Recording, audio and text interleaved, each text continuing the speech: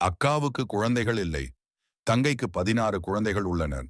அக்கா தங்கையையும் குழந்தைகளையும் பார்க்க தங்கையின் வீட்டிற்கு வருகிறார். அக்கா வந்ததும், "உன் பிள்ளைகள் எங்கே?" என்று கேட்கிறார். தங்கை சற்றே யோசித்து, "என் குழந்தைகள் விளையாடச் சென்றுள்ளனர்" என்று பதில் சொல்கிறாள். தங்கையின் மனதில் அக்காவுக்கு குழந்தைகள் இல்லை என்ற எண்ணம் நிலைத்திருக்கும்.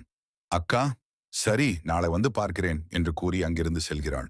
தங்கை சிறிது பதற்றம் அடைகிறாள். "என் குழந்தைகளை காட்டாமல் விட்டுவிட்டேன். நாளை அக்கா வந்தால் என்ன செய்வேன்? அக்கா மறுநாள் வருவாரா? தங்கை தனது 16 குழந்தைகளை அக்காவிடம் எப்படி காட்டுவாள்? அல்லது கதை வேறு ஒரு மர்மத் திருப்பத்தை எடுக்குமா என்பதை அடுத்த பாகத்தில் பார்ப்போம். அக்காவுக்கு குழந்தைகள் இல்லை. தங்கைக்கு 16 குழந்தைகள் உள்ளனர். அக்கா தங்கையையும் குழந்தைகளையும் பார்க்க தங்கையின் வீட்டிற்கு வருகிறார். அக்கா வந்ததும், "உன் பிள்ளைகள் எங்கே?" என்று கேட்கிறார். தங்கை சற்றே யோசித்து, "என் குழந்தைகள் விளையாடச் சென்றுள்ளனர்" என்று பதில் சொல்கிறாள். தங்கையின் மனதில் அக்காவுக்கு குழந்தைகள் இல்லை என்ற எண்ணம் நிலைத்திருக்கும். அக்கா, "சரி, நாளை வந்து பார்க்கிறேன்" என்று கூறி அங்கிருந்து செல்கிறாள். தங்கை சிறிது பதற்றம் அடைகிறாள். "என் குழந்தைகளை காட்டாமல் விட்டுவிட்டேன். நாளை அக்கா வந்தால் என்ன செய்வேன்? அக்கா மறுநாள் வருவாரா?